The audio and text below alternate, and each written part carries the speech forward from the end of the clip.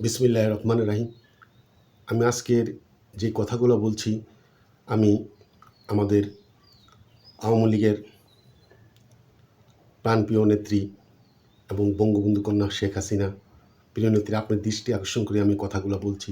এবং আমি আমার এই কথাগুলো সারা বাংলাদেশের যেই আওয়ামী লীগের কর্মী, যারা কামলা আওয়ামী লীগের জন্য কাজ করে যাচ্ছেন, সেই কর্মীদের ভাই বোনদের যারা আমার এই কথাগুলো শুনছেন, সবার কাছে বিনীত অনুরোধ করব, আপনারা শেয়ার করে লাইক দিয়ে এটা পাবলিশ করুন, যেন বঙ্গবন্ধু কন্যা শেখ হাসিনার দৃষ্টি আকর্ষণ হয়। আমি বাংলাদেশ আওয়ামী লীগের তৃণমূলের যে সমস্যাগুলো হচ্ছে, এই সমস্যাগুলো আমি বঙ্গবন্ধু কন্যা শেখ হাসিনার দৃষ্টি আকর্ষণ করার জন্য এবং তিনি অবগত হওয়ার জন্য আমার ক্ষুদ্র প্রচেষ্টা আমি চালিয়ে যাচ্ছি। প্রথম কথাটা হলো, আওয়ামী লীগের যেই বর্তমানে যেই সমস্যা হয়ে দাঁড়িয়েছে, এটা হলো সবচেয়ে বড় সমস্যা। যতই সমস্যা হয়, সবচেয়ে বড় সমস্যা হলো সাংগঠনিক যে দুর্বলতা, এটা হলো বাইলিগ। বাইলিগটা এমনভাবে ছড়িয়ে গেছে, আওয়ামী লীগের ক্যান্সারের মতো। এরপর উপর থেকে মাছের যখন পচন ধরে মাথার থেকে নিচ পর্যন্ত যায়, ঠিক তেমনি এই বাইলিগ আওয়ামী লীগের মধ্যে পচন ধরে গেছে। প্রতিটি নির্বাচনে সে প্রায় জায়গায় একই অবস্থা। আমি কোনো নির্দিষ্ট নির্বাচনী আসনের কোনো থানা উপজেলার কথা বলছি না, সারা বাংলাদেশে প্রতিটি নির্বাচনী আসনে থানাতে এটা কিন্তু একটা ক্যান্সারের মতো ছড়িয়ে গেছে। তাই বঙ্গবন্ধু কন্যা প্রিয় নেত্রীর দৃষ্টি আকর্ষণ করে আমি কথাগুলো বলছি। দয়া করে আমার কথাগুলো যারা শুনছেন, প্রিয় নেত্রীর দৃষ্টি আকর্ষণের জন্য সবাই এটা শেয়ার করে দিবেন, যেন এটা পাবলিশড হয়।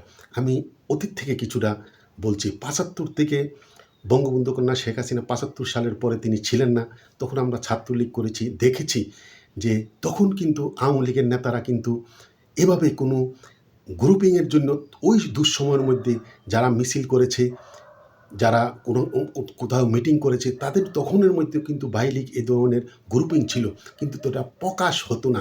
একটা মিছিল করলে সবাই ঐক্যবদ্ধভাবে মিছিল করতো, এভাবে আলাদা আলাদাভাবে কিছু করতো না। কিন্তু বঙ্গবন্ধু কন্যা প্রিয় নেত্রী শেখ হাসিনা যখন দেশের বাইরে ৭৫ সালের পরে ছিলেন, ৭৫ থেকে ৮১ সাল পর্যন্ত আওয়ামী লীগের মধ্যে অনেক কোন্দল ছিল, অনেক গ্রুপিং ছিল যে কাকে সভাপতি করা হবে, কাকে সাধারণ সম্পাদক করা হবে। এখানে এর মধ্যে মিজান চৌধুরী সবচেয়ে সিনিয়র নেতা ছিল। মিজান চৌধুরী তিনি চলে গেলেন, মহিমার ৭৯ সালে নির্বাচন করলেন, আওয়ামী লীগের বিরাট অংশ তিনি নিয়ে চলে গেলেন। এরপরেও যারা ছিল, জিল্লুর রহমান, মালেক উকিল, সাজেদা চৌধুরী, তোফায়েল ভাই, রাজ্জাক ভাই, এ ধরনের অনেকেই ছিলেন। তারাও এই কমিটিতে সভাপতি, সাধারণ সম্পাদক কাকে দিবে, এগুলো নিয়ে যে যেমন এমন একটি বিশৃঙ্খলা হলো, তখন বঙ্গবন্ধু কন্যা শেখ হাসিনা তাকে এনেই তাকে সভাপতিত্ব দিয়ে এই দলটাকে বাঁচিয়ে রাখা হয়েছিল। না, নাই তো এই তখন যদি তিনি না আসতেন, এই আওয়ামী লীগের কপালে যে কী ছিল এক আল্লাহ ছাড়া কেউ জানে না। তাই আমি বলবো, ৮১ সালে বঙ্গবন্ধু কন্যা শেখ হাসিনা এসেই আওয়ামী লীগকে পুনর্জন্ম দিয়েছে। কিন্তু তখন অনেকেই নেতৃত্ব নিতে চেয়েছিল এবং এই দুঃসময় নেতৃত্ব দিয়েছে, কিন্তু এখন দিচ্ছে না কেন সেটা আমি বর্ণনা করছি। কারণ এখন দীর্ঘদিন আওয়ামী লীগ ক্ষমতায় থাকায় যারা প্রেসিডেন্ট সদস্য বলেন, মহানগর থানাতে যারা নেতৃত্বে ছিল, তারা ম্যাক্সিমাম নেতারাই এত অর্থবিত্তের মালিক হয়েছে, তারা এখন রাজপথে কেউ নামতে চাচ্ছে না। তারা ইউরোপ আমেরিকার বিভিন্ন জায়গায় টাকা পয়সা রেখে এমন অর্থশালী হয়েছে, তারা এখন রিস্ক নিয়ে দলের জন্য কাজ করতে প্রস্তুত না। তারা চাচ্ছে যে এই আওয়ামী লীগের আমাদের মতো কামলারা যারা আছে, তারা আবার আন্দোলন সংগ্রাম করে যদি আওয়ামী লীগকে প্রতিষ্ঠিত করতে পারে, তখন তারা এসে পদ নিবে, তারা মনোনয়ন নিয়ে এমপি মন্ত্রী হবে। কিন্তু এর আগে তারা আসতে চাচ্ছে না। কিন্তু বর্তমানে এই অবস্থা সৃষ্টি হয়ে যাওয়ার জন্য এমন নেতৃত্ব সংকট হচ্ছে, এই সংকট সমাধানের জন্য বঙ্গবন্ধু কন্যা প্রিয় নেত্রীর আপনার দৃষ্টি আকর্ষণ আমি করছি। আমার কথাগুলো যদি আপনি শুনতে পারেন, আপনাকে আমি একটা উদাহরণ দিচ্ছি। আপনি সারা বাংলাদেশে প্রতিটি নির্বাচনী আসনে, প্রতিটি থানাতে আপনি টেলিকনফারেন্সের মাধ্যমে আপনি নেতাকর্মীদের সাথে কথা বলেছেন। এখানেই আপনি দেখেন, এখানেই আপনাকে প্রমাণ দিচ্ছি, যেখানে যে কি প্রতিটি নির্বাচনী আসনে যখন আপনি কথা বলেছেন বা থানাতে কথা বলেছেন, তখন আপনি কেন্দ্রীয় কমিটির কোনো নেতাকে দায়িত্ব দিয়েছেন, সেজন্য ওই থানাতে নেতাদের সাথে যোগাযোগ করে। বাংলাদেশ আওয়ামী লীগের প্রতিটি নেতার এমন একটি গ্রুপিং, আপনার পর আপনি বলেছিলেন যে আপনি বলেছিলেন যে আমি শেখ হাসিনার পরে আওয়ামী লীগের কারো প্রতি আমার বিশ্বাস নাই। অবশ্য আপনি 100% কথাগুলো বলেছেন। আপনি যখন কোনো থানাতে টেলিকনফারেন্সে কথা বলবেন আপনি তখন কেন্দ্রীয় কমিটির একজন নেতাকে প্রেসিডেন্ট সদস্যকে দায়িত্ব দিয়েছেন। ওই প্রেসিডেন্ট সদস্য ওই থানাতে কার সাথে তার লেয়াজও আছে, ওই লোককে সে নিউজটা দেয় যে তোমরা কথা বলবা, নেত্রী কথা শুনবে, কে কথা বলবে, ওই ইয়েটা তুমি ওই লোকগুলা সেটিং করো। তখন ওই কেন্দ্রীয় নেতা যখন ওই থানাতে কোনো নির্দিষ্ট ওনার সাথে যার লেয়াজও আছে, যিনি বাহিলিকটা করেন ওই নেতাকে জানিয়ে দেয়। ওই নেতা তখন তার অধীনস্থ তাকে যারা ভাইলিক, যারা তাকে তোয়াজ করে, যারা তার সাথে মাখামাখি, ওই লোকগুলার নামগুলা দেয়। তখন নেত্রী তাদের কথা শুনে তখন তারা এই নানান কথা যে আওয়ামী লীগের জন্য এই করেছি, অমুক ভাই, খালি তারা যেই কথা বলবে সব কথাই ওই থানার মধ্যে অমুক ভাইয়ের নেতৃত্বে মিছিল করেছি, অমুক ভাইয়ের নেতৃত্বে এই করেছি।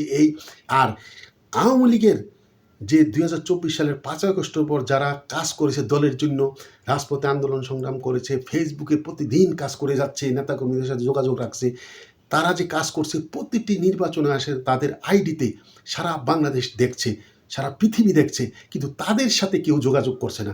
যোগাযোগ করছে কি ওই কেন্দ্রীয় নেতা, তার অধীনস্থ, তার সাথে কার লেয়াজও আছে তাকে বলে। তখন নেত্রী ওই যেই নামগুলো দেয় এই নামগুলা এই নেত্রীর সাথে কথা বলে।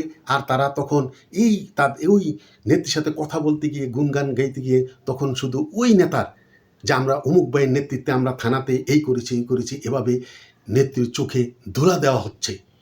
আমার কথা হলো সারা বাংলাদেশে 2024 সালের 5 আগস্ট যারা রাজপথে আন্দোলন সংগ্রামে মিছিল করছে, নেতাকর্মীদের সাথে যোগাযোগ রাখছে, প্রতিদিন দলের জন্য ফেসবুকে কাজ করে যাচ্ছে, সাহসিকতার সাথে কর্মীদেরকে উৎসাহ যোগাচ্ছে, তারা যে কাজ করছে প্রতিটি নির্বাচনে প্রতিটি থানাতে, এটা দিনের আলোর মতো স্পষ্ট, ফেসবুকে তা প্রমাণ আছে, এটা সারা বাংলাদেশ সারা পৃথিবী দেখছে। তাদের সাথে কেউ যোগাযোগ করছে না। তাদের সাথে যোগাযোগ করা একদম সহজ। তারা যেহেতু ফেসবুক চালাচ্ছে, তাদের মেসেঞ্জার আছে, হোয়াটসঅ্যাপে মেসেঞ্জারে তাদেরকে কল করে তাদের সাথে যোগাযোগ রাখতে পারে, কিন্তু তাদের সাথে কেউ যোগাযোগ করে না। তারা কাদের সাথে যোগাযোগ করে? ওই নেতারা যারা ওই তাবেদার, ওই নেতার গুণগান গায়, ওই বাইলিক আওয়ামী লীগকে নিঃশেষ করে দিয়েছে। তাই আমি বঙ্গবন্ধু কন্যা প্রিয়নীতির দৃষ্টি আকর্ষণ করছি। আর আমার কথা যারা শুনছেন, যেহেতু আমি স্বাধীনতা যুদ্ধ দেখেছি, 75-এ বঙ্গবন্ধু হত্যার পর 21 বছর আওয়ামী লীগ ক্ষমতায় আসতে পারে নাই। আর যদি এই ক্যান্সারের মতো ভাইলিক যেভাবে ছড়িয়ে গেছে, এটা যদি এখন মূলোৎপাটন করা না হয়, তাহলে কিন্তু আমাদের জীবদ্দশায় আমরা আর কোনো দিন আওয়ামী লীগকে ক্ষমতায় আসতে দেখব না বলে আমার বিশ্বাস। তাই আমাদের প্রথম কাজটি হলো এই ভাইলুককে প্রতিটি নির্বাচনী আসনে বা প্রতিটি থানাতে যখন একটা মিছিল হবে, কোনো ভাইয়ের নেতৃত্বে মিছিল হবে না, একটাই মিছিল হবে, সবাই ঐক্যবদ্ধভাবে মিছিল হবে, বঙ্গবন্ধু এবং শেখ হাসিনার নেতৃত্বে এই মিছিল, সবাই ঐক্যবদ্ধ হবে। ভবিষ্যতে বঙ্গবন্ধু কন্যা শেখ হাসিনা যাকে যোগ্য মনে করে তাকেই মনোনয়ন দিবে, তাকে সভাপতি সাধারণ সম্পাদক করবে। কিন্তু অমুক ভাই এগুলা বলে যেই ছলচাতুরি এমনও দেখেছি, যেই নির্বাচনী আসনে যেই থানাতে তারা কাজ করছে, ওই থানাতে না, অন্য কোনো গ্রামে গিয়ে একটা হাইস গাড়ি নিয়ে 10-12 জন গিয়ে একটা ব্যানার নিয়ে গ্রামে একটা মিছিল করে তারা দেখছে যে ওই আসনে থানাতে আমরা একটা মিছিল করেছি। আসলে এটা গুজব। ওই এলাকায় মিছিল করে না, তারা অন্য জায়গায় বিলের মধ্যে গিয়ে কোনো জায়গায় নীরব একটা জায়গায় মিছিল করে একটা ফেসবুকে ছেড়ে দেয় যে অমুক ভাইয়ের নেতৃত্বে মিছিল করেছি। তাই বঙ্গবন্ধু কন্যা শেখ হাসিনার আমি দৃষ্টি আকর্ষণ করছি যে এই লীগটাকে প্রথম সরাতে হবে এবং সারা বাংলাদেশে প্রতিটি নির্বাচনী আসনে, প্রতিটি থানায় যারা কাজ করছে 2024 সালের 5 আগস্টের পর ফেসবুকে সবারই প্রমাণ আছে, তাদেরকে চিহ্নিত করে, তাদের সাথে যোগাযোগ করে, তাদেরকে নেতৃত্বে এনে সামনে আওয়ামী লীগকে এগিয়ে নিয়ে যেতে হবে। আর আরেকটি কথা, ঢাকা মহানগর আপনারা জানেন, সবাই জানেন যে বাংলাদেশের যখন আওয়ামী লীগ ক্ষমতায় আসার জন্য আন্দোলন করে তখন সবচেয়ে বড় ভূমিকা করে ঢাকা মহানগর আওয়ামী লীগ, এবং যখন আওয়ামী লীগকে ক্ষমতায় রাখতে হয় তখনও ঢাকা মহানগর আওয়ামী লীগকে সবচেয়ে অগ্রণী ভূমিকা রাখতে হয়। কারণ কোনো সরকার পতন হলে ঢাকা মহানগর আন্দোলন স্ফুলিঙ্গ ঘটলে ওই সরকারের পতন হয়, আবার কোনো সরকারকে রাখতে হলে ওই সরকারের অধীনস্থ সংগঠনগুলো যদি জোরালোভাবে শক্ত অবস্থান নিতে পারে মহানগরে, তখন সরকারও টিকে যায়। তাই ঢাকা মহানগর দক্ষিণের যে একটা অবস্থা, আমি শুধু ঢাকা মহানগর দক্ষিণের কথা বলছি, আমরা দেখেছি একসময় হানিফ ভাই, মায়া ভাই তারা ছিল, তাদের মধ্যেও গ্রুপিং ছিল, এক ভাইয়ের চেহারা আরেক ভাই দেখতে পারতো না, গ্রুপিং ছিল। এরপরে তখন তারা এই আওয়ামী লীগকে জন্য যে একটি সাহসী ভূমিকা রেখেছিল, তাদের অনেক, হানিফ ভাইয়ের অনেক দোষ ছিল, মায়া ভাইয়ের অনেক দোষ ছিল, কিন্তু তারা যেই সাহসী নেতৃত্ব দিয়ে আওয়ামী লীগকে যেভাবে স্ফুলিঙ্গ ঘটিয়ে প্রতিটি আন্দোলন সংগ্রামে যেভাবে নেতৃত্ব দিয়ে আওয়ামী লীগকে চাঙ্গা করেছিল, প্রতিটি নেতাদের কর্মীদের সাথে তারা যেভাবে যোগাযোগ রক্ষা করেছিল, কিন্তু বর্তমানে তা হচ্ছে মায়াবাই, হানিফ ভাই যাওয়ার পর এরপর আসলো হাসনাত ভাই, শাহ আলম মুরাদ। শাহ আলম মুরাদকেও দেখেছি, সেও চকবাজার ছাত্রলীগের নেতৃত্ব দিয়েছে, জগন্নাথের নেতৃত্ব দিয়েছে ছাত্রলীগের।